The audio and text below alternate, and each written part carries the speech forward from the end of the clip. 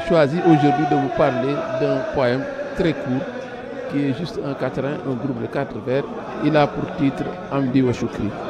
Hamdi wa Choukri, le choix de ce poème, nous en avons fait un tremplin pour poser encore ce sur quoi nous nous étions longuement appesantis la dernière fois, c'est le fait des sources.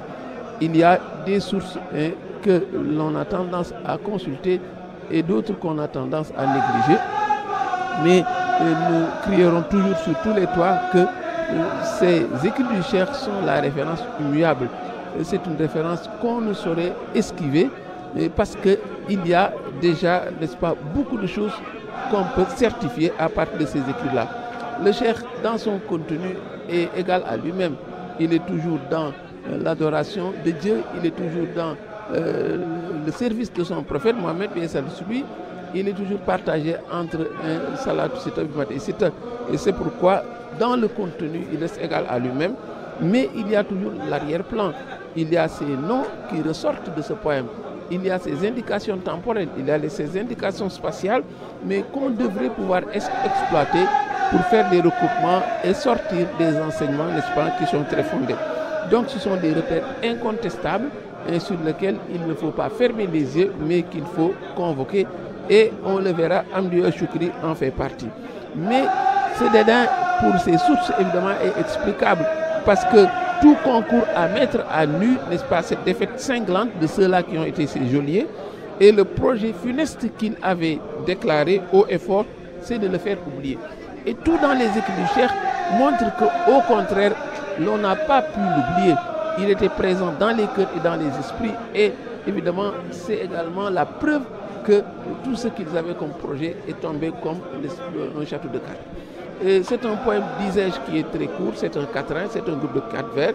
C'est un poème composé dans la métrique bassite. C'est également un poème écrit avec la rime en ra. Donc les 4 vers se terminent dans la rime en ra. Le titre également est très révélateur.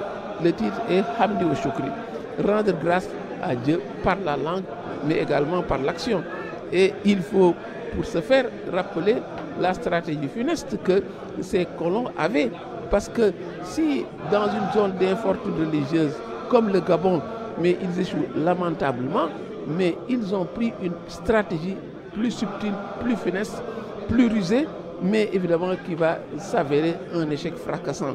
Parce que c'est la mort dans l'âme que le colon a décidé de le faire revenir. Et moi je dis toujours que le miracle le plus grand, c'est le fait que le colon ait pu décider, lui qui avait dit qu'il fallait l'exiler jusqu'à ce que l'agitation causée par ses enseignements soit oubliée au Sénégal, qu'il se lève un beau jour pour prendre le parti de le faire revenir sans que le Cheikh soit demandeur, sans qu'il y ait remise de procès, sans qu'il y ait une tierce personne qui intervienne. Mais ça, c'est le miracle le plus grand. Mais c'est également la preuve de leur échec parce que dans leurs propos, on se rappelle qu'ils avaient dit « morte la bête, mort le venin ». Si on parvient à se débarrasser de lui, mais il ne va plus nous empêcher de tourner en rond. Mais évidemment, il faut dire que c'est une défaite fracassante parce que dans les propos, dans les échanges, dans les sagesses qui ont été révélées au Cheikh, les derniers propos c'était si vous récidivez, nous reviendrons vous punir. Le dernier propos, c'est soyez témoins qu'à Dieu seul nous soumettons. C'est la preuve donc que l'échec a été fracassant du côté, n'est-ce pas, du colon. Mais évidemment, de guerre lasse, ils vont revenir de façon plus subtile et l'amener en Mauritanie. Alors l'amener en Mauritanie, la stratégie c'était de l'amener auprès de gens à peau claire, pensant que le Cheikh trouverait un complexe. Ces gens qui sont très tôt islamisés alors que lui incarne l'islam, se déclare musulman, mais certainement il ne va pas s'épanouir en ce lieu. Mais c'était sans connaître que la vérité est unique. Et c'est pourquoi disais-je donc que c'est dans une atmosphère majuscule que le Cheikh baigne. C'est pourquoi le vers 1 déjà montre que l'échec a été fracassant. Quand il dit Hamdi wa Choukri, mes louanges et ma gratitude sont dédiées à celui pour qui mon intégralité est devenue satisfaction à Sarsara et Sankourou. Précision temporelle et précision spatiale. Sarsara, c'est cet espace sablonneux où le Cheikh a séjourné en Mauritanie entre 1903 et 1907. C'est un des lieux qu'il a fréquenté quand il était en Mauritanie. Le vers 2 montre également cet objectif qu'il avait de l'esseler, mais également c'est un échec fracassant. Quand il dit Mouskha de Limil Bani Dayman Ansara, il lui revient mes reconnaissances depuis qu'il m'a amené des partisans parmi les Banu Dayman. Une tribu Mauritanie également qui a été très très proche du cheikh, qui a beaucoup collaboré avec le cheikh, mais qui a beaucoup considéré le cheikh. Autre preuve des partisans donc, autre preuve de cet échec de ces colonisateurs. Le cheikh ajoute, ces généreux que nous avons quittés, qui nous ont quittés, alors qu'affluaient les visiteurs. Alors qu'affluait la visiteur, mais ça c'est véritablement un coup de poignard dans le cœur de ceux-là qui avaient dit qu'il fallait l'éloigner jusqu'à ce que l'agitation causée par ces enseignements soit oubliée. L'oublier, c'est ne pas le fréquenter. L'oublier, c'est qu'il ne voit personne et que personne ne le voit.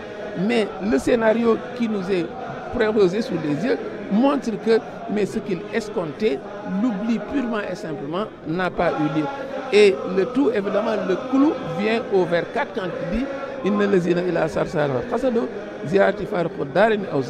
ceux qui m'ont trouvé à Sarsara dans les dessins d'une visite pieuse, Siara, sont déchargés de leurs péchés dans les deux demeures, ici-bas et dans l'au-delà.